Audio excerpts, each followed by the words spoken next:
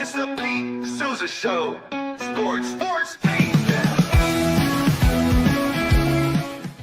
Nobody tells our stories better than our clients. The difference is stark. I was rear-ended at a stop. I thought I was fine, and then once I got home, I realized it's a lot worse than I thought. I ended up having a ruptured disc. You say you're not hurting, and then an hour later, you're saying you're in all this pain. I just felt like most people would think that I was lying. And that's when I decided to call Daniel Stark. I owe a lot to Daniel Stark. They really got me what I deserved. The difference is stark.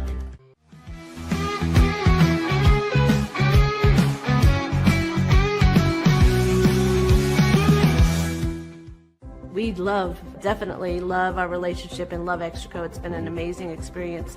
They made the PPP process easier. They were reaching out to me saying, what can I do to help you? That made a huge difference because my stress level when we shut down to afterwards was night and day. Our experience with Extraco has been phenomenal since the very beginning, so we love Extraco.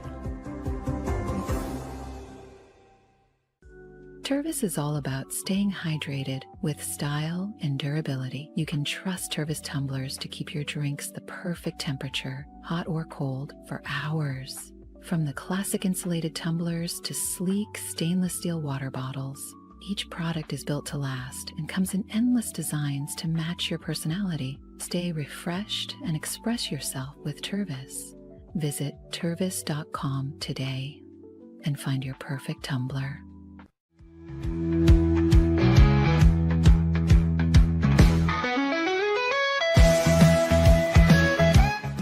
Since our founding, we've been revolutionizing hair removal with cutting-edge technology and a commitment to empowerment. The U-Like Air 3, launched in 2023, ushers in a new era of sapphire ice cooling technology, offering nearly painless hair reduction in just 3 weeks.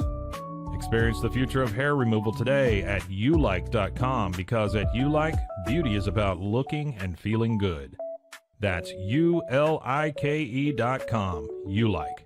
With Ease US, make studio quality voiceovers for your videos online in over 149 languages and dialects, featuring 468 natural AI voices. Customize the volume, mood, and pauses to perfectly match your content. Plus, capture high quality videos with no watermark. Record your screen, webcam, and voice, and save them instantly to your computer. Never been easier to create professional grade videos and voiceovers. Try it today at easeus.com. That's EASEUS.com.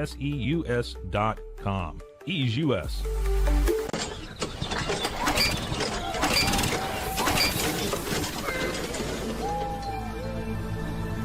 Just use AMP-Pace.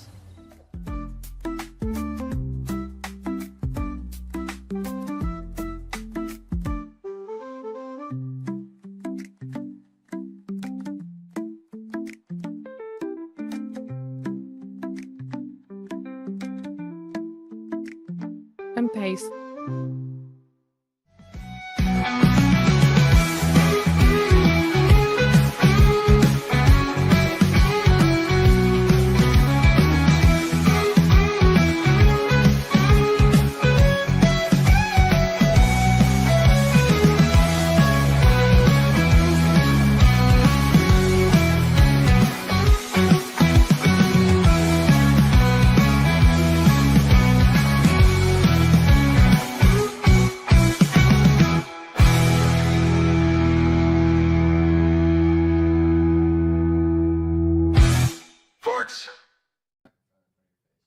It is the Pete Sousa Show. We're taking care of a little house cleaning here as we start up, as there is so much going on in the world of sports today. Of course, I'm Pete Sousa. Scotty Swingler riding shotgun on the wheels of steel. A lot to cover today. We are going to start off with the NBA.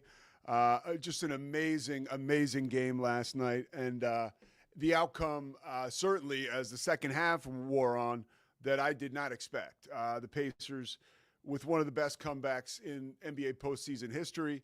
There's numbers to back that up. We're going to talk about that shortly. And we're also going to welcome a member of our family. We got a boy, one of our Rogue Media guys, Kevin. He's actually the producer for the Zach Owens show.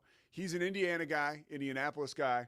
He's going to join us in the third segment to talk about the Pacers and their heroic and historic comeback He'll also talk to us a little bit about Jim Irsay at 65 years old, longtime owner of the Colts, obviously in that family, right? His father moved the Colts from Baltimore to Indianapolis, and the family and the organization won a Super Bowl in Indianapolis with Peyton Manning. And, you know, that organization soared to great heights under the direction of Jimmy Irsay. So we'll talk about him and reflect on his life a little bit. In segment 2, though, that's when it's going down. Drake Toll is going to join us. He is your basically, Drake Toll is a household name that if you don't know who he is, he just hasn't made it home to your house yet, because it's happening.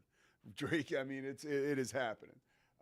And Drake is going to talk to us today about a delicate situation. There's no way to avoid talking about the fact that, you know, we sit here and talk about the Big 12 football, Big 12 basketball. We have quarterbacking tiers for the Big 12, right? What team has the best quarterback going into this season? Last year, one of those great quarterbacks was Jake Retzlaff.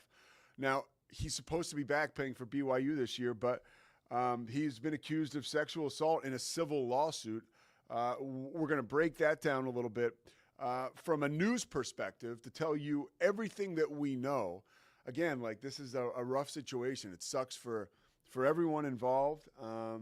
And, you know, there will be consequences, right, for Jake Retzlaff if this is proven to be true. Right now, it is just a civil lawsuit. And, you know, thinking about everybody involved, and you don't want to get salacious on something like this, but you do want to look under the hood and see how this will affect BYU football and how they'll respond to that. So we'll talk with Drake a little bit about that. I want to begin, like I said, with the NBA. Oh, and by the way, of course, we got to talk about Jordan Hudson getting thrown out of a party on Nantucket in December. Like, we're just learning this stuff. By Bill Belichick's ex-girl. I mean, what anyways. All right, so June 1st, 1994, and you can keep that up there, Scotty, because it all comes together. I was a young kiddo, a senior in high school, watching, you know, I was doing stuff. Maybe thought I was slick. I was talking to girls on the phone, you know, like pulling the cord over, or maybe I had the portable phone up in my room. But eventually I ended up down in the family room, which is like our version of the den. My father was down there with us. My dad was not a basketball fan, but, you know, you turn 17, 18, you can kind of get a little juice with the remote. And the playoffs were on. This is like, you know, TNT and the playoffs on TNT, relatively in a new phase, but TNT had this playoff game. And it was the Knicks and the Pacers, and it was Game 5. And it was Reggie Miller going off, 39 points, that flurry at the end of the game where you're watching, where in my mind, that game, and it was over. So you start to do other stuff. You're talking to other people. You know, back then, maybe you're reading something. Again, maybe I'm like thinking about who I can call. But all of a sudden, this game is starting to become close down the stretch. And Reggie Miller is hitting crazy shot after crazy shot after crazy shot. And the next thing you know, the Pacers come back, upset the Knicks, and we got the choke sign, right? Now, what is that? That's 30 years ago, pretty much, 31 years ago. Crazy that's 31 years ago. Well, last night I had the same exact experience right here in Central Texas, watching that game on my computer.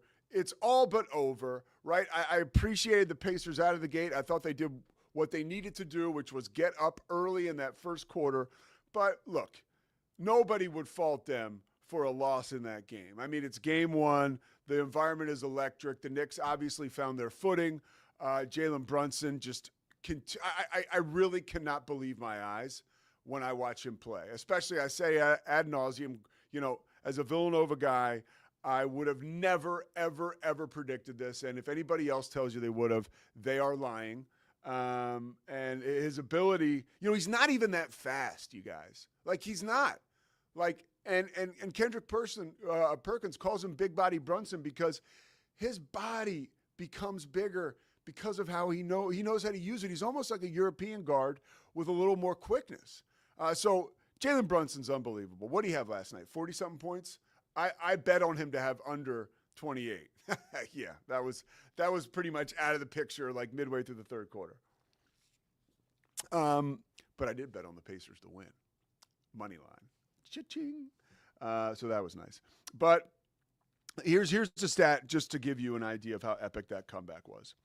In NBA history this century, teams are 0-1,414 when down 9+ points in the final 1 minute of fourth quarter or overtime. That was going into last night, right? That's over now because the Pacers have done it. The Pacers did the impossible last night, and that could be a haymaker that I'm not quite sure the Knicks can recover from. But it was exactly like that game in 1994, and that is why I have to just say I am so delighted with the NBA postseason. Every time I look up, there's another game that was maybe a 20-point. There was a 20-point difference at points, and then all of a sudden we have these chaotic finishes, right? Chaos then leads to clarity. Like, oh my gosh, Tyrese Halliburton really is that good.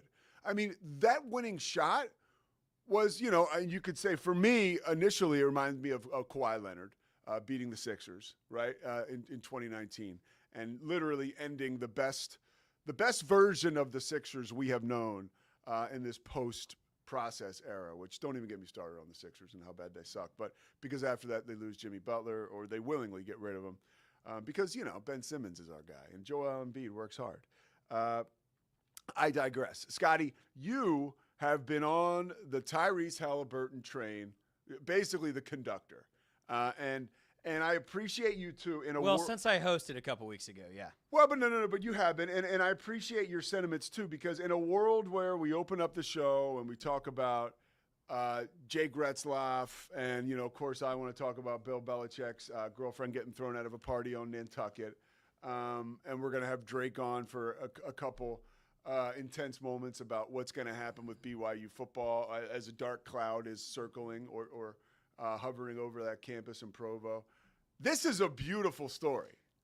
Tyrese Halliburton, you're telling me, is as good as it gets right now. Dude, this is the best story in sports at this moment right now. I don't know how long it will be. We'll see how far the Pacers can take this little run, right? I am now actively rooting for the Pacers to win the championship because this dude, this is everything you want from your sports stars. It's what I said 2 weeks ago when he hit a buzzer beater to beat Cleveland. This is everything you want.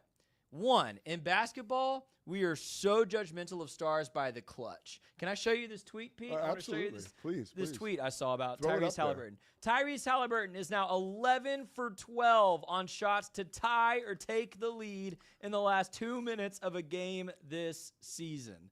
This is everything we want from our basketball stars. We want basketball stars to step up and take the big shots. People rag on my guy LeBron because he's dished so many times in big moments. Yeah. People love MJ for the shot.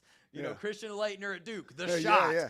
Tyrese Halliburton is doing this now twice in these playoffs, hitting a big three to get a win for his Pacers. And after he was voted by his peers as the most overrated player in the league, what more can you ask for a story? The NBA voted him the most overrated player in the league. He rode last seat on the bench in the Olympics, and people were like, why is he there? And he's out here winning basketball games as a dog with his heroics late in games. It's incredible. And he's doing it with a big smile on his face. Dude, it's wonderful. This is why sports are great. Yeah. Call me overrated. Let me show you. Yeah. There's no way that Pacers roster should be this deep, and they might make it to the finals. Well, and they're unbelievable. They just keep coming at you with guys. For a lot of people, I think this is probably their first foray into watching the Pacers at length this season. Yeah. And one of the things, again, as this guy, Sixer fan, TJ McConnell comes into the game, and his impact is felt everywhere.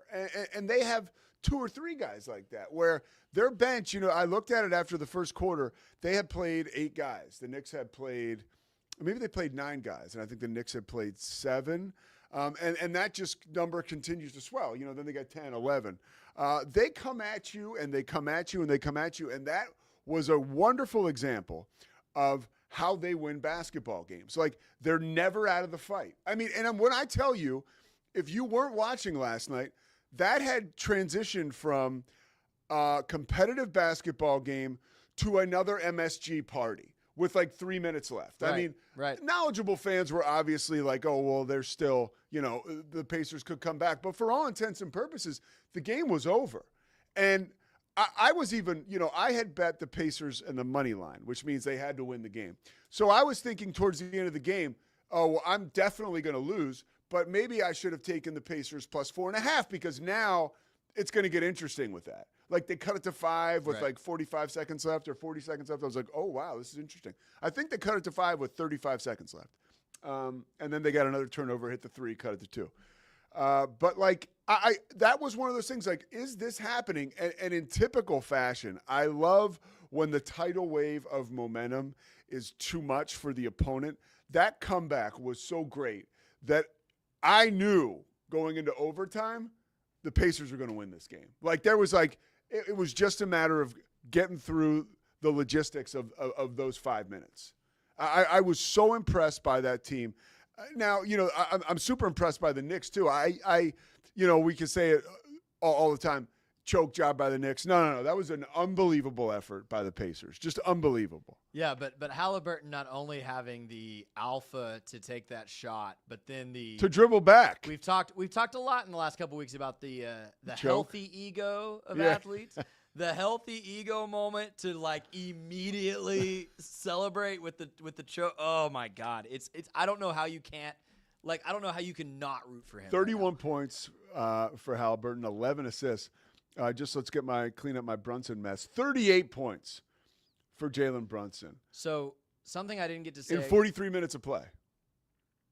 Go ahead. No, I was going to say something I didn't get to say a couple days ago when we were talking about these matchups. This next couple weeks is going to anoint the next guy, in my opinion.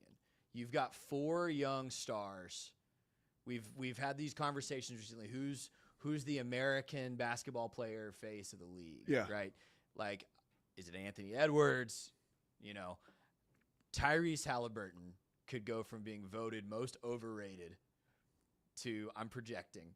Yeah, no. What if he goes to finals MVP, has hit multiple game-winning shots to get there? And look. Superstar, dude. It's awesome. It's the best story in sports. You bring up a great point because we could be this is a passing of the torch moment. I mean, we have brand new stars now in the NBA. Brand new stars. Like, as much as we want to hang on and love on LeBron and love on Paul George Steph Curry and James Harden, like, the window is closing fast for those dudes. Draymond Green, take your pick. And we have a new league, a new league of extraordinary gentlemen who are looking to take this league, take it by the lapels and grab it and say, I'm in control now. And Jalen Brunson certainly seems like he's on a mission to do that. Anthony Edwards as well. We'll get to see him tonight. Shai Gilgeous, right, winning the MVP yesterday.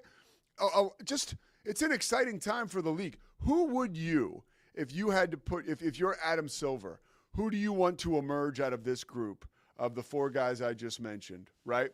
And be the guy that can be the face of your league. I think purely from an optics perspective, it's Anthony Edwards. I agree. I think he's Shai Gilgeous-Alexander is incredible, but he is just not fun to watch play basketball. It's kind of exhausting watching him do what he does. Yeah. Anthony Edwards is like the charismatic, don't I give don't a care rip about anything else. Yeah. Crazy dunks. Like, he's fun to watch play, right? I hate doing the comparisons to Jordan, but he's the closest right now. It's like he's the Jordan-esque personality, take over a game, guard. Yeah. Like, I think that from an optics perspective would be financially a good idea. Like, I think that would be good for the NBA. But at this point, like, again, I think it's just too good of a feel-good story for a guy to be last on the bench of the Olympics, voted most overrated in the league, to lead Indiana to its first title would just be that's a movie. Write the movie script right now. Like, yes. That is insanely awesome. And it really would be. And I hope they let his dad back for some of these games because the roof would just come off that place. and honestly, that's another window into Halliburton and how cool he is. he really handled that tremendous. Like when his dad, basically they put him on ice, and he was like, yo, my dad shouldn't have been doing that. Right. All right, great NBA talk. We've got the legend, Drake Toll, standing by in the bullpen. He doesn't warm up because the guy stays ready. So we're going to get to him as fast as possible. Take a quick break. Talk about what's going on around the Big 12 specifically. No other story today that's grabbing the top of my headlines other than the Jake Retzlaff being accused of sexual assault in this civil lawsuit. We're going to come back and talk with Drake about that. Pete Sousa Show presented by Slovacek's rolls on. We'll be right back after these quick words from our sponsors. This is Rogue Media Network. Founded in 1910, Samsonite is the world leader in durable, high-quality luggage and travel accessories. Made to the highest standards, our products won't let you down. We give you the confidence to get out there and explore. Inspired by the past, devoted to the present, and built to inspire a multi-generational future, Samsonite is here to elevate your journey. Travel with Samsonite and pack confidence every step of the way. Shop now at shop.samsonite.com. Samsonite. Dive into adventure with Scuba.com, your ultimate destination for top-tier scuba and snorkeling gear. With over 20 years of experience, our expert staff, who've dived everywhere from the Galapagos to the Maldives, provides personalized advice to help you find the perfect gear for any underwater journey. Shop leading brands like GoPro, Aqualung, and Scuba Pro. Whether you're a beginner or a pro, trust Scuba.com for the best in diving equipment and expert guidance. Explore now at Scuba.com. That's SCUBA.com. Scuba.com. At Terrapin Ridge Farms, they believe in the joy of effortless entertaining. Inspired by CEO Mary O'Donnell's mom and her legendary holiday parties, they've crafted a line of gourmet foods that turn any meal into a celebration. From savory jams to mustards, aiolis, and more, their products are made with love, bringing unforgettable flavors to your table. Whether it's a casual get-together or a special occasion, they make it easy to impress. Terrapin Ridge Farms, where great food and great memories come together. Visit them at terrapinridge.com. Terrapin Ridge.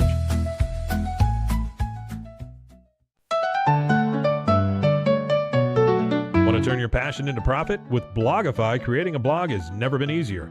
Build, customize, and grow your site with powerful tools designed for beginners and pros alike. Start sharing your story today and watch your audience grow with Blogify. Visit blogify.ai today for a free 3-day trial. That's Blogify, BLOGIFY.ai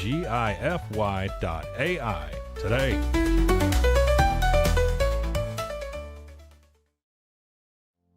And now, back to our show.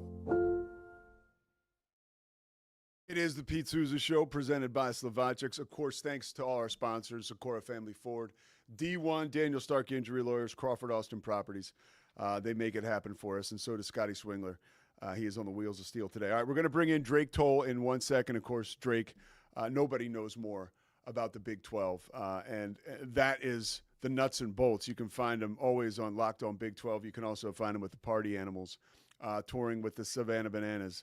Like, he's in your living room now, working on ESPN games. I mean, the guy is as prolific as it gets. But before I bring Drake in, I just want to put my news hat on because this is a delicate story, and I want to give you the exact details of what we know right now. And if there's anything Drake knows that's not listed here in this report, of course, we will hear from him. But this is the lawsuit that was filed in the 3rd District Court in Salt Lake County, on Wednesday, May 21st. Okay, and it's Jake Retzlaff, is listed as the defendant in the case with Jane Doe AG as the plaintiff, obviously not her name. He has not been charged with the crime. The lawsuit alleges that Jane Doe AG and Retzlaff connected over social media in October of 2023. At the time, Retzlaff was in his first year as a player in the BYU football program. In the lawsuit, Jane Doe AG alleges the interaction occurred on or around November 22nd, 2023. Retzlaff invited Jane Doe AG to, quote, hang out and play video games. The lawsuit alleges that Retzlaff raped, strangled, and bit Jane Doe AG. Jane Doe AG alleges at some point the two began to kiss, but she did not want to do anything more. The anonymous plaintiff claimed that Retzlaff continued to escalate the situation while she tried to de-escalate and slow things down. Jane Doe AG, quote, wanted to leave, but was scared and felt like she could not get away, end quote. At one point during the assault, Jane Doe AG alleges she was in so much pain that she passed out. This is tough stuff. The lawsuit later states a rape kit was performed and pictures were taken of the cut on her lip and the bruises around her neck and on her inner thighs. According to the lawsuit, Jane Doe AG connected with the Provo Police Department, but initially did not share the name of the attacker or the alleged attacker because the officer who she spoke with said detectives would show up at Retzlaff's house to question him and would share her name with him. And she was scared and in shock and was not ready to confront him. The lawsuit added that at some point after speaking to police, an officer reached out to her asking for the name because someone else filed a complaint against a football player and the police wanted to see it if that was the same person. Retzlaff has already said through his attorney, Mark Boutte, that he is innocent. This attorney, by the way, is a big-time attorney, high-powered. He actually represented Derrick Rose and a couple of Derrick Rose's friends when they were charged with rape, and he got them exonerated. Now we bring in Drake Toll, our guy from Locked On 12. Drake, looking good, my man. Obviously not the circumstances we want to connect, but here we are, and there's nobody better to dig into this stuff than with you. Your initial reaction when you saw this report come out, first of all, you're the Big 12 guy. So this is obviously – we're thinking about everybody involved. This is a delicate situation. How do you respond when you see something like this come across the wire? Yeah, that's the first thing I want to emphasize, Pete, is that when a situation like this comes up, you want to be extremely careful for the alleged victims. And you also want to use that word alleged, because I don't think where we sit right now with Jake Retzlaff and the context of Big 12 football and Locked On Big 12, right? The discussion of sports should take a back seat to an investigation that may result in justice coming to either the victim or the exonerated Retzlaff. That's the first thing to consider here. But when putting it in the context of a sports conversation, now we understand the ramifications of where BYU goes without a quarterback, or the ramifications of where Jake Retzlaff finds himself in a month when he looks at investigators, when he looks at the Provo PD and says, I am celibate, I have not broken any rules, I did not do this, here are my phone records, here's where my phone pinged from Ogden on that same night. There are so many aspects of this that I'm sure that him and his attorney, he hired the best, will approach this with to try to exonerate himself. But with all of that considered, that would be if this happened at a state school, that would be how we approach this kind of end of story. Those are the storylines. Where does the school go from here? Where does the kid go? Where does the victim go? This is BYU. The honor code that's in place, if we just take the 2 minutes of you reading that report, reading what has been put forward, and those three letters, BY and U, being tied to that, it is going to take, at this point, a miniature miracle for Retzlaff to suit up for game one or to suit up again for BYU. Because even for me, hearing you read that, you like you said, you put on the news, the journalism news glasses again, and you're just reading it directly verbatim. Hearing that is chilling for everyone associated with the Church of Jesus Christ of Latter-day Saints, knowing that the starting quarterback of their premier spearhead university is being accused of this. It is going to take, for Retzlaff, beyond a reasonable doubt that he did not do it to get past the honor code. And if Retzlaff says, hey, I had consensual sex with this person, here's how the encounter went. Or if Retzlaff says, hey, I've had consensual sex with other people, here are other people who would vouch for my behavior and vouch for my character.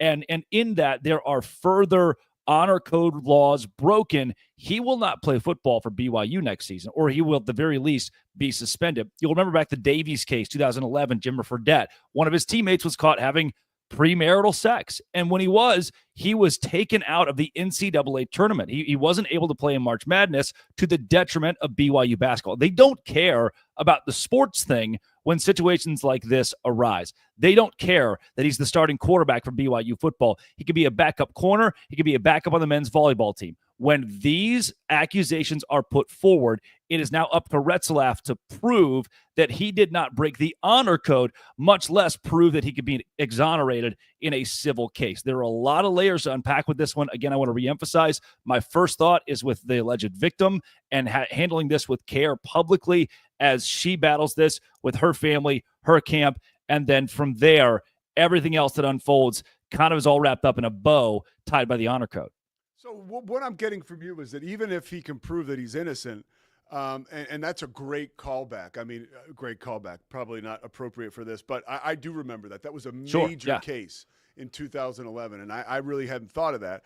But, if that is the bar, then you're correct. I mean, even if innocence is proven here, there is still the violation of the honor code. How do you really believe that they are that stringent about that? That if, he said, yeah, I had sex, it was consensual. Like, do you believe that he would not be allowed to play, even if found innocent on this civil suit? If he said that I had sex, it was consensual, and here's how it played out, and then even if she came forward, and again, I want to say all of this to this point is speculative.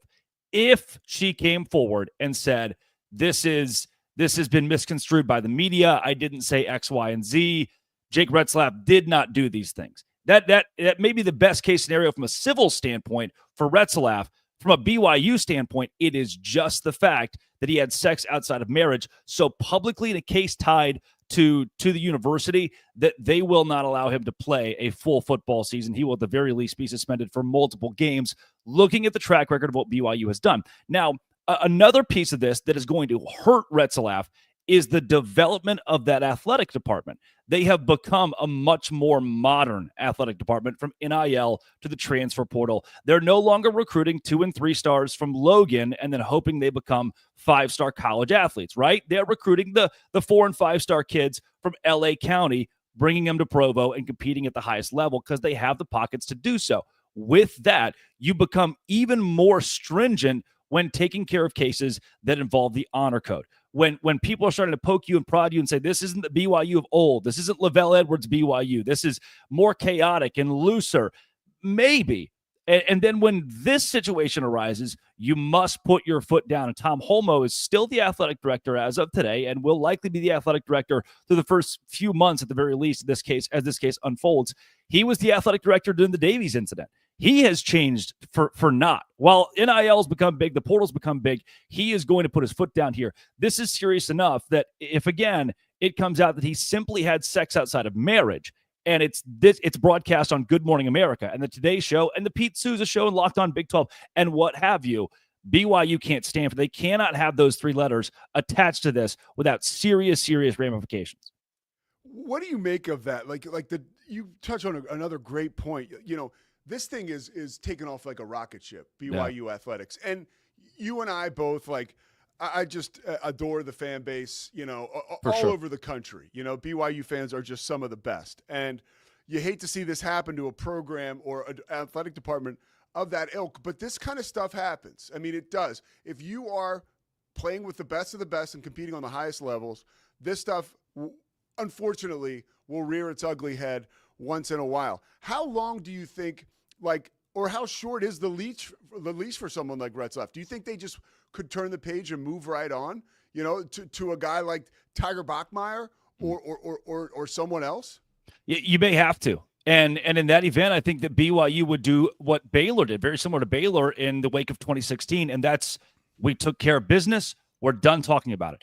If you go to an administrator at Baylor right now and say, hey, I want to talk Patrick Dennehy, I want an interview with someone from Baylor to talk about the Patrick Dennehy, Dave Bliss case, you will be blocked on all fronts. It will not happen. And that would be the response from BYU. His name would be erased from BYU history, according to the university, and they would take no phone calls. We have moved forward with a new quarterback. We put out one statement, the player is gone. That's what it would be if we get to the extreme in this case. Retzlaff would be gone and BYU would not bring it up. Now, on the contrary, the Provo Police Department released their own statement as they were accused of telling the alleged victim not to report this or to put it on the back burner. I can't remember the exact verbiage, but they say that their records have a case on November 27th of 2023. While they cannot confirm it's the same case, they've corroborated enough of the information to believe that the phone call and report they received from the woman with initials AG gave similar accounts. She was issued courtesy and care. Evidence was collected and examined, and this is a direct quote from the Provo PD. It revealed no actionable investigative leads. Our victim advocates followed up several times to offer services, but received no response. Because the civil suit does not identify the victim, we cannot be certain our police report is the same incident referenced by the plaintiff, but it does seem likely given the information we have. So if there's anything, it was very serious the way that we opened this, as it should be. If there's any reprieve for someone who thinks, hey, if the worst case is he's erased from BYU and we never hear from him again, the best case is that Provo PD is able to prove that this is something that either is misconstrued or doesn't have Retzlaff's name directly tied to it, and from there, he can suit up this fall. He was a special player for BYU. The kind of guy that just the ball bouncing the right way for the Cougars so many times last year, which led to that magical season, right? He was the maestro all year long. When you look at their depth chart, and it's really tough to transition, but, that's what we do. It's tough to pivot. But to the football field, how are they equipped to go forward if Jake Retzlaff can't play next year? Yeah, I think this is a BYU team that doesn't necessarily have to rely on the quarterback position as much as others. I'm looking at Baylor, and if Sawyer Robertson goes down, the trajectory of that season changes dramatically. I look at BYU and their late comebacks, and certainly Jake Retzlaff was in the middle of those and helping lead fourth quarter drives. The defense of BYU is where the money was made. It's where the BYU was able to win those games and come back in those games, creating turnovers, scoring via special teams. That's where the Cougars are going to excel, even if they move to Bachmeier at quarterback. If that's the case, I think they are old enough, they are well equipped on the front line to have a younger, more inexperienced quarterback or less experienced quarterback step into a role and feel comfortable. Retzlaff never had to be a hero, never had to be a superstar. He was not Shedeur Sanders. He wasn't even Sawyer Robertson. And if he's out there this fall, I am confident he will have developed into a quarterback that helps BYU win again. I just don't see that position being as important for BYU as it is other Big 12 teams that move into their year with elite quarterbacks like an Avery Johnson who can do it all, or a Rocco Becht who's become a young star at Iowa State. And Pete, to double down on how you began the question, it's a hard pivot, but there are legal podcasts, there are legal shows and news reports and articles and blogs that will handle the legal aspect of this. For us, it is something like Locked On Big 12 in the context of football, in the context of sports. There is a point where you say, okay, how does the football team, how does the greater whole move on in the wake of something like this? A couple more questions while I got you, because I'm just delighted to have you here with me. Again, of course, Drake Toll, Locked On Big 12. So what I take from what you're saying, which is an illuminating point you're making, this is more jarring to BYU, the institution, than it is to BYU, the football team.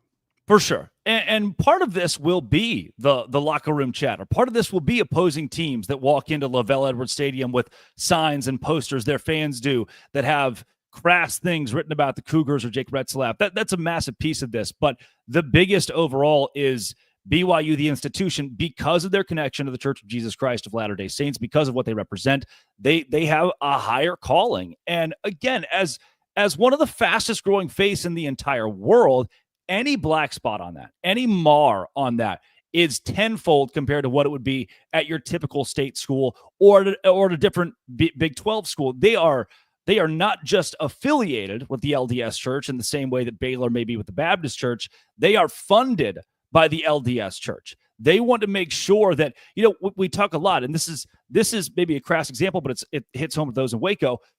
David Koresh, right? Oftentimes, when you hear Seventh-day Adventist, you think, David Koresh. There's a major event that really pings you, and that's your first association, not love and care and the other things that these faiths want to be associated with. It's this PR nightmare that occurs. And while PR is the last thing that we really are thinking about in this case, for BYU, it's one of the first things you consider, public image. And it should be, as you want to maintain a place of love and care and a place that commits to faith that so many fans and even you and myself have seen from them when we're on site in Provo or interacting with BYU fans. They have to. It is part of their DNA. They have to uphold that no matter what it takes. And in a situation like this, when these headlines have BYU considered in them, that's a major, major issue for the university. It's a bummer to see it anywhere. It's a total bummer to see it at BYU. Brian Santiago, new athletic director. Yeah. Does this appointment, does this, in your mind, change anything, the way this will be handled by the school? You mentioned outgoing athletic director will probably be governing this situation, but how involved do you think, a brand new AD like Brian Santiago will be? Well, this is the best case scenario from an administration standpoint in the wake of the changing of the guard. And reason being, had they hired Danny Ainge, had they hired someone with a big name, that would be a very sticky situation, as a public figure will now have their reputation tied to how they react to the Jake Retzlaff case, whether he's exonerated or found liable. For Santiago stepping in, he is an extension of Tom Holmoe. He is an extension of BYU. He does not have a big name that he brings into the athletic department. He just brings Cougar. That's what he speaks, BYU Cougar. And so having studied for a couple of decades under Holmoe and in that athletic department, I think he's well equipped to handle a situation similar to how BYU athletic directors or administrators would in the past. This would not and should not be a litmus test of how his career as athletic director will be, because it's challenge for anyone, no matter their experience. But it is very helpful. He's not bringing a big spotlight on himself. He's not a legendary coach that now has to deal with. We talk a lot about Tennessee Philip Fulmer and the Fulmer era as athletic director, and how that really trounced so much of what he did as a head coach. Now we often think about some of the moves he made as the AD. If that was the situation here, man, the spotlight and the story just gets even bigger and bigger. BYU wants to keep it small. Santiago can do that. Exceptional point. Drake Toll, Locked On Big 12. Of course, you can catch him every day. And also, of course, the party animal. It's tough to talk about the party animals right now, but you're doing an amazing job with the Savannah Bananas. I can't tell you how often I hear from people who are seeing you either on ESPN or at a game. You're providing a lot of joy for folks while, achieving success yourself. So it's so fun to watch the ride, brother. It's awesome, Pete. Always a pleasure to join you. It's so fun to talk to you, even under circumstances like this. All right, Drake, we'll talk to you, man. Take care. That is Drake Toll, and let me tell you something. That's why everybody should love Drake Toll. There's some pomp and circumstance around what the dude does, but in a moment like this where it's kind of like crunch time, he's a great guy to get the ball to. Again, a tough situation to talk about, but it's, nobody better to kind of dig into it than my man Drake Toll. We're going to step aside, and we're going to come back, talk about the legacy of Jim Irsay and the absolute history of the Indiana Pacers last night. Stay with us.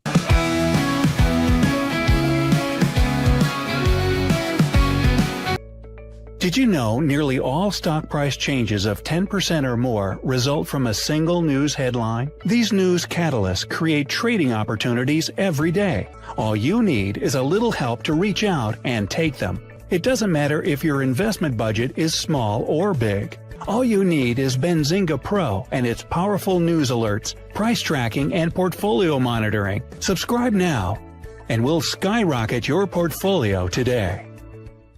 OsleyMD.com. I've always had thin hair my whole life. It breaks off at a certain length. In the last 6 months, I've noticed it just really bad. I mean, you could totally see it. I wear a hat a lot. I tried several different products. My experience with the Bosley MD hair regrowth kit was amazing. It was easy to use. It let me take off my hat.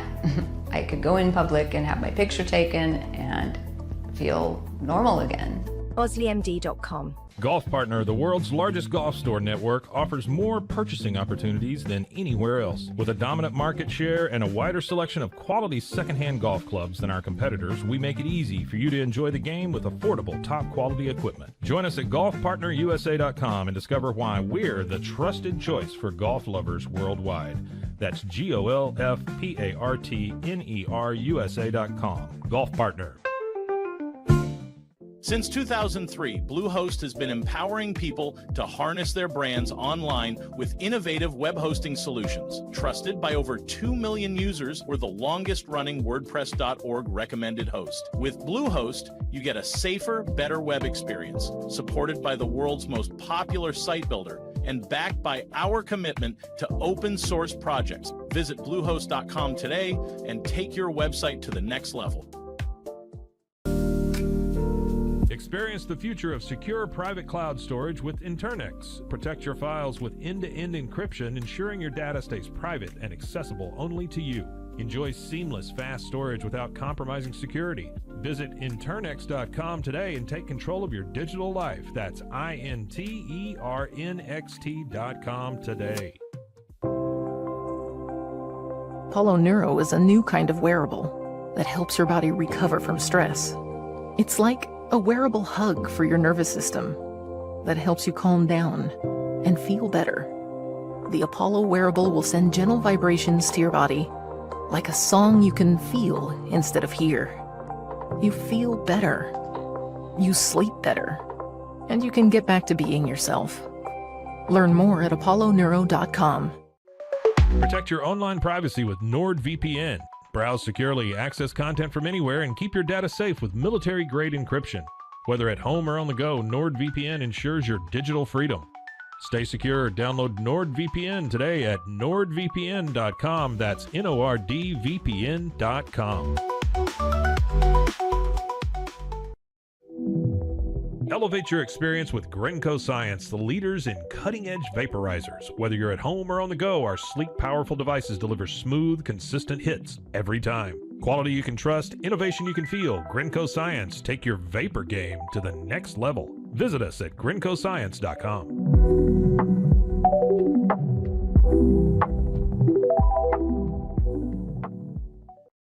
It all began with a simple idea, cutting handles off old ski sticks to create better pull-up bars. This sparked the creation of the revolutionary Engels 90 handles. After testing over 70 prototypes with 300 athletes, our patented handles were launched in 2018. We continue to push the boundaries of strength training. Join us in making your training more natural and effective. Visit Engels90.com to learn more and revolutionize your workout.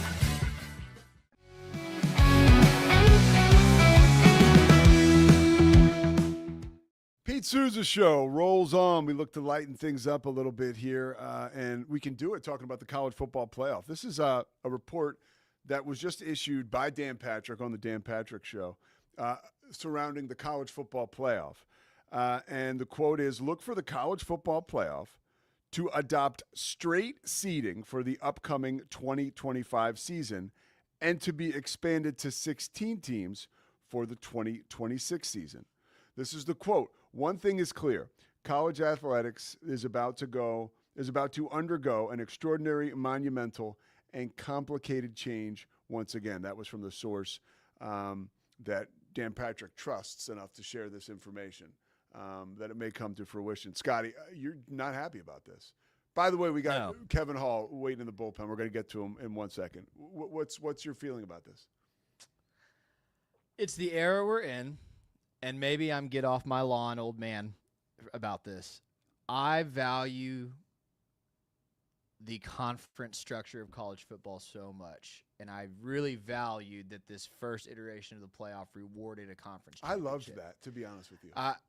Well, we went back and forth on it a little bit when it happened, but you know, I think Arizona State proved they belonged in that 4th seed. Like, I know they lost, but like,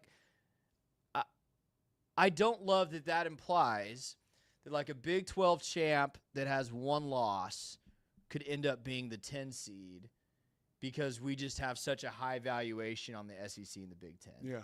I don't like that. I don't like that.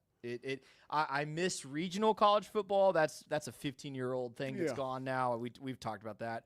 But now it's like, okay, let's keep devaluing conference championships. What's the point of winning your conference if you could end up being the 12 seed? That Saturday was so much fun last year. I mean, that conference championship Saturday, there was so much on the line all over America. Yeah. And you know, I'm not so sure about this. I think to what you're saying, it's just it just feeds more into the Big Ten, SEC. Yeah. My other reaction immediately, and then I know we want to talk to Kevin about the Pacers. He didn't see me freak out earlier. I don't know why we expand to 16 teams when almost none of the lower seeds who got in this year proved they belonged. Yeah. Arizona State looked pretty good. Clemson played a good half. But, like, those other lower seeds got demolished. Like, I was riding Indiana. They got whooped. Like, SMU got whooped. I don't know why we need to add more teams to this thing. I'll tell you what, I just had a light bulb moment, and I'm always like sort of like hesitant to like bother people with big requests, but we got to try to get Mac Rhodes on. I mean, he is part of the college football playoff. He's the chair of the college football playoff committee. He's going to be making those calls this fall. We know him a little bit here. He knows Pete Sousa and the Pete Sousa Show. We should try to get Mac on to, wax poetic about the exciting Baylor football season and, of course, talk a little bit about the college football playoff and the changes. All right now we're going to talk about the Pacers. Kevin Hall, my man, what's happening, brother? Not much. How are you, Pete? Dude, you got to be doing great. I mean, last night, I know you had to wake up early this morning to produce the Zach Owens show over there at the backyard. Yep. Did you watch the entirety of the game? Absolutely. I have learned to never lose faith in this team. When Hallie hit that tire, we thought it was a winner at the time. My son, who does the show with me, jumped off the chair, did a lap around the kitchen, over the couch, tore up his ankle rolled his ankle on the couch, flipped the channel because he was just so beside himself excited. It was incredible. So are you from where are you from? I'm from Indianapolis originally, moved around to different places and landed here in Waco. Oh, man, it's great. Same as me. I bounce around a lot. I'm so happy to be here. Call Waco my home. Tell us a little bit about your show. I've heard it. I've watched it. It's really good. A lot of Colts. Give people a window into what they can find. Yeah, we started with the Colts. My wife suggested that my son and I talk so much Colts, we should just start recording it. So 3 years ago, in the awful 2022 season, we started recording, and we did a whole bunch of Colts stuff. And then this season, with all the Pacers and the hype around the Fever, she was like, maybe you guys are covering the wrong team. So we decided to expand it and dip a little into all of the Indiana professional sports and kind of see what happens. So, and then this happened. So yeah, this happened, and when you watch this team, a lot of times, or a lot of folks around the country, this is their real first look at this Pacers team, right? Yep. Because they're on the big stage or playing the Knicks, at the Garden last night, just an electric atmosphere. People, I think, still don't understand the depth of the Pacers team and how they just keep coming at you and coming at you. Was last night's win, was that like a signature Pacers win? That's kind of how they've done it all year long in tough games like that? Yeah. Once again, they're down early. They cut it to 7 at half. They cut it to 3 at the end of the third. And then somehow they're down by 17 in the fourth quarter. And, my son's freaking out, right? He's, this is terrible. And then they start to mount the comeback. You had McConnell inject some energy in the second quarter. You got Hallie still doing his thing, which includes scoring, but also distributing. And then Neesmith just starts going off, and Nimhart is hitting stuff. And then in the OT, Obi Toppin goes off on his old team. It's death by 1,000 paper cuts.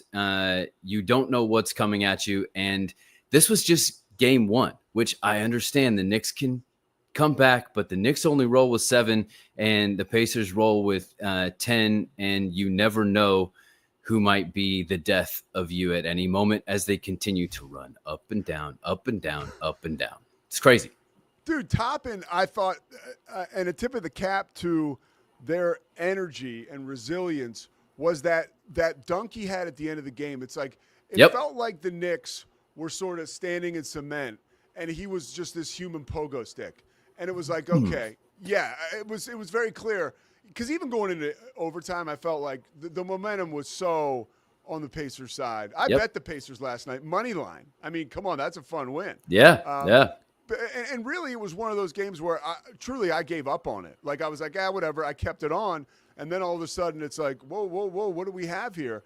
And on the biggest stage on the planet, sports-wise, Yep. the Pacers basically ripped the heart out of the Knicks and Knicks fans. What do you feel about their ability to sustain this? How do they keep their foot on the gas? Yeah, I think it's, even when they were down 17-14, we were all sitting there watching. I said, you know what they got to do? Run, run, run. This is the Pacers' MO, we are deeper and more conditioned than you, and we are going to outpace you out of the gym.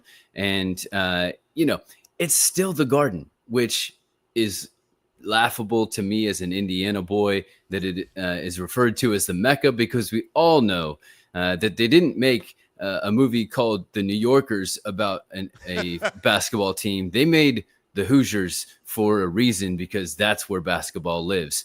They just keep running. And that Knicks are going to come back and probably win game 2, because they're going to come back all kinds of upset. But then it goes back to the field house, and the Pacers have only lost one game in the playoffs there to the Cavs so far. That's a daunting task. You talk about that, going on the road and going into one of the most beautiful arenas in the NBA, built a while ago now, still too. What do you think? Let me ask you this question, because I do want to get and talk to you about Jim Irsay a little bit. But the last thing on the Pacers is, if you could describe in a word Tyrese Halliburton, what word would you use? Awareness. His awareness in the moment 2 times now to drive the lane, come back out to shoot the 3, almost a 3 this time. But then also his awareness of the floor and where to distribute the ball. The Pacers don't have anybody who's going to score 40 a night. Brunson can score 40 a night and still lose. But the Pacers, like I said, you never know where it's going to come from. But Hallie is the orchestrator of that, and his awareness on the floor and the moment is just absolutely incredible. He met the moment. He sure did. And, it was one of the rare times. And again, remember, I had skin in the game, because I was hoping that the Pacers would win. I had them in the money line.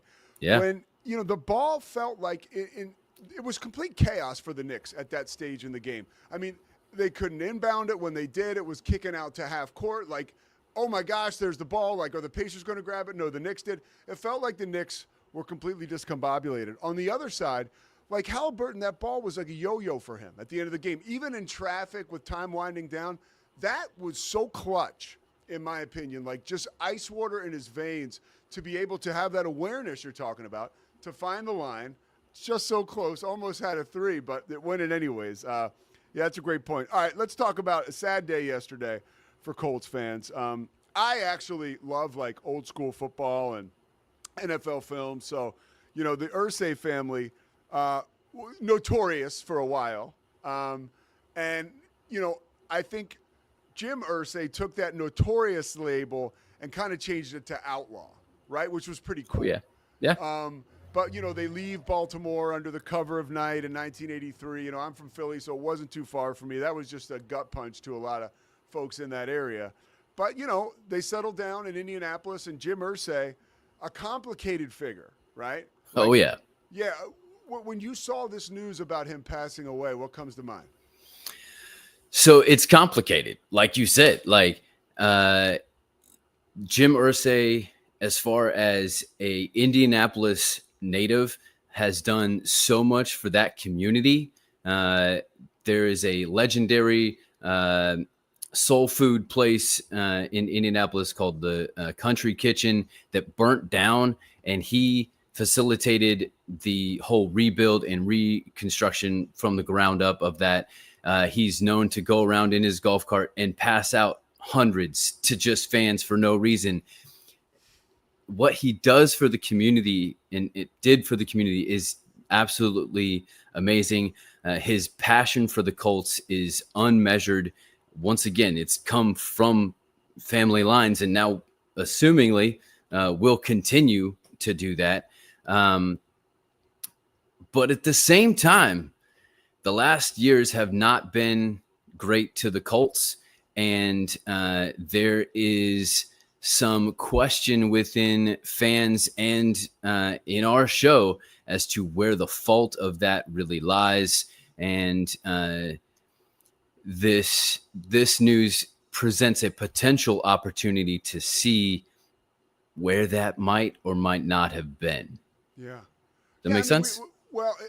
It was more than likely unstable at the top of that organization. Oh, yeah. Because unfortunately, Jim Irsay with his addiction issues and there was an instability there. I mean, the guy, it was a shame. I watched a Real Sports interview, I think in 2023, and he mentioned he went to rehab 15 times at that point, and at 60, let's say at the time 63, he's walking, he can hardly walk, and it just shows the damage that he'd done to his body. But I would imagine, right, with all that, the damage to your body, also the mind, and like as a fan, and this is not, you just said glowing things about Jim Irsay, but did you almost feel like as a fan, like nobody was minding the store for a couple years there? Well, there's sort of a meme that we have been putting around of the scene in the second Lord of the Rings where the king of what is he? Rohan. I watched Lord of the Rings, but I'll trust okay. So there's a king who is under the spell of the king of Rohan. Yes, that's I was right. He's kind of under the spell of a henchman who is working for somebody else, and we kind of got the vibe that was Chris Ballard. He was the guy controlling. Otherwise, there's no explanation why Chris Ballard should still be around with the lack of success, specifically at the most important position in maybe all of sports, the quarterback, which he has run 4 quarterbacks to the retirement and a total of 18 different starters since his time taking over as GM. Yeah, so who? Okay, so who? And we got a couple more. We're up against it, so I Yeah. got a couple more questions for you because I'm really enjoying this. Who takes over? Like you mentioned, because this is something I really know nothing about. Who is next in line in the Irsay family to take ownership, to take the reins there? He has 3 daughters, and if you've been paying attention, like I do, like we do, you can kind of tell 2 of them have been sort of in prep of taking over. I would say it's probably going to go to his eldest daughter, Carly Irsay Gordon. Kaylin Jackson takes care of more of the philanthropic side of things. They're kicking the stigma against mental health initiative and things like that. But as far as football operations, Carly's been on the sidelines in full get up and dress and everything in high heels with a wristband and a headset on, listening and kind of scoping everything out. So she's been prepping for this for the past 2, 3, maybe even up to 5 years. What's the shelf life for my boy Chris Ballard? I am honestly surprised he is back this far. And the Daniel Jones move, in my opinion, does not do him any favors. You have now pitted the 2 statistically worst quarterbacks against each other for the starting job. And then my thought process is, well, at least we drafted Riley Leonard. He might have a pretty good shot. He got trained by Phillip Rivers. He lives just down the street from him. So that's not bad. Kevin Hall, tell people the name of the pod and where they can find you. Yeah, absolutely. It's All Indiana Sports. And so it's on YouTube at All Indiana Sports. And you can get it to Spotify, Apple, all the podcast places you can get it. Will you come back and join me again sometime? Absolutely. Love it anytime. Anytime you want to talk Indiana, I'm here for you. I mean, dude, the Pacers may make it. You never know. Yeah, that's true. I think don't count them out. You're getting real soon, brother. Probably next week sometime. Kev, thank you so much, dude. I really appreciate you taking the time. Absolutely. Thanks for having me. All right, bud. Whoa, legend in the making. Kevin Hall. I like that guy, dude. Wow. I mean, smooth. He's a character with character, it seems. He's been doing this podcast for a while, Pete. He knows what he's doing over there. He does know what he's doing. And, I'll be honest, like with all the stuff going on, I've seen some clips of his pod, and I've been like, oh, wow, it's pretty cool. You can tell the father-son dynamic is awesome. And Corey Dickman, who can be a tough critic, he'll look me in the eyes and tell me I suck any day. No, I'm kidding. Not once in a while. But he always speaks so highly of Kev. So I was like, oh, man. So I was pumped with the opportunity and a perfect way to get him on today. Dude. Kevin and I both rooting for Tyrese Halliburton. Next NBA superstar, everybody. By the way, NBA vagabond, Scotty Swingler over here, right? I mean, at least. Right. I could be persuaded to be a free agent. I can't. I'm going to look at this. Dude, I've said this 3 times before. I'm going to look in this camera and say it again. I can be bought. If you want me to root for your team, just Venmo it at Scotty Swingler. Scotty, first of all, I did love that segment you did on Please Bear With Me with Terrence Ganaway when you said, people are saying they wouldn't take $2 million, Baylor fans, to root for Texas. You were like, yeah. Like, here you go. I will. Drop it off over here. But let me tell you your future as a sports fan as we wrap up today. Oh, let's go. In 9 months, Nico Harrison will get fired, and you'll be back with the Mavs. Nico's on the clock, dude. They're gonna get him out of it. They will. It's still gonna be very difficult, even if Nico gets fired. It would be very difficult for me to root against. For Christ's sakes, what is your Luka deal? Doncic. What do you mean? What is my deal? I mean, look, this is business. You got to move on. I understand what Nico did was wrong. He got screwed, man. He got screwed out of over $100 million. He did nothing but represent Dallas well and lead us to a finals. On his back, it's going to be hard for me to root against him ever.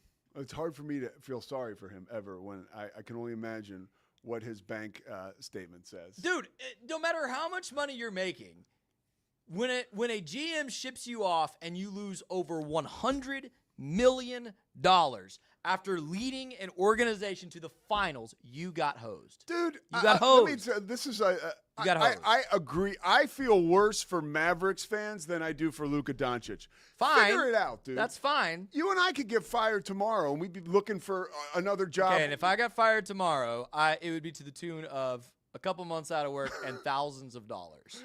If Luka gets traded, it was $100 million. Yes, exactly. And to him, it's a drop in the bucket. That is not an insignificant amount. It is not a drop in the bucket. That is not an insignificant amount of money. My heart does not bleed for Luka Doncic. Mine does. I am great guy. Mine does. He'll figure it out. Figure it out, Luka. Luka was ours, Pete. He was ours. Come on. I've lived in a halfway house, a goddamn Red Roof Inn in Springfield, Massachusetts, Monroe, Louisiana. I got traded to Monroe from Charlotte, right? Nobody felt sorry for me. I went to work. I couldn't even read the news. I didn't know you, Pete. Yeah. Maybe I would have. Nah, you Hey, wouldn't tomorrow I want to talk about Tony Reali. Can I say that? Yeah, we'll talk about Tony Reali. I guess we're going on My heart's bleeding for him right now. A 23-and-a-half-hour break before you get to talk about your boyfriend Reali. We're supposed to have King McClure on, but that's kind of saying it's supposed to rain tomorrow. We're like 60% chance. So we're hoping for my guy, and he is my guy. He's my friend. King is the kind of guy like I'll send him a text.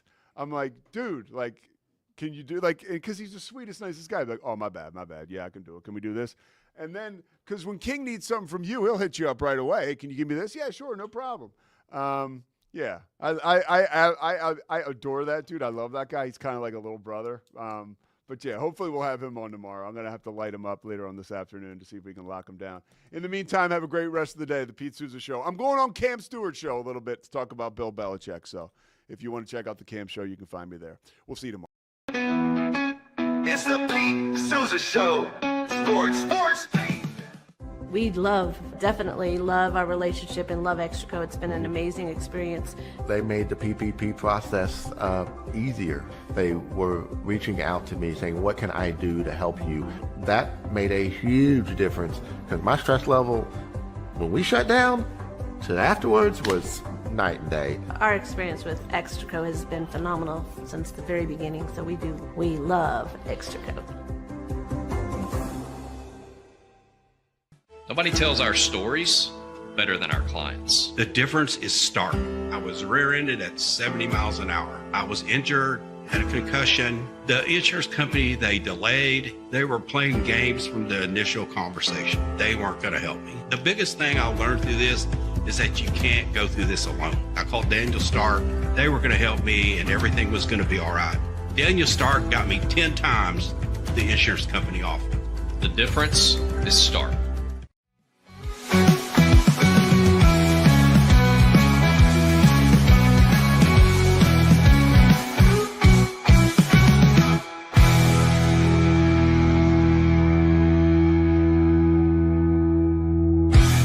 Sports. We are Rogue Media Sports.